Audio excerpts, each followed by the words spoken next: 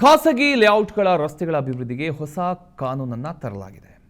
ಖಾಸಗಿ ಲೇಔಟ್ಗಳ ಹಾಳಾದ ರಸ್ತೆಗಳು ಹಾಗೂ ಹದಗೆಟ್ಟ ಚರಂಡಿಗಳನ್ನು ಸ್ಥಳೀಯ ಸಂಸ್ಥೆಗಳು ದುರಸ್ತಿ ಮಾಡೋದಕ್ಕೆ ಅವಕಾಶ ಕಲ್ಪಿಸತಕ್ಕಂಥ ವಿಧೇಯಕಕ್ಕೆ ವಿಧಾನಸಭೆ ಅನುಮೋದನೆ ನೀಡಿದೆ.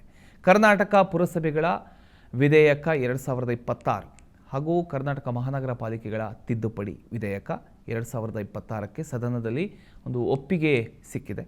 ಇನ್ನು ಮುಂದೆ ಸಾರ್ವಜನಿಕರ ಆರೋಗ್ಯ ಹಾಗೂ ಸುರಕ್ಷತೆಗೆ ಧಕ್ಕೆ ಉಂಟು ಮಾಡುವಷ್ಟು ಹದಗೆಟ್ಟಿರತಕ್ಕಂಥ ಖಾಸಗಿ ರಸ್ತೆಗಳೇನಿದ್ದಾವೆ ಆ ಒಂದು ರಸ್ತೆಗಳನ್ನು ಅಧಿಕಾರಿಗಳು ಸಾರ್ವಜನಿಕ ರಸ್ತೆ ಅಂತ ಘೋಷಣೆ ಮಾಡಿ ತಮ್ಮ ಸುಪರ್ದಿಗೆ ಪಡ್ಕೊಂಡು ಅದನ್ನು ಅಭಿವೃದ್ಧಿಪಡಿಸಬಹುದು ಅಂತ.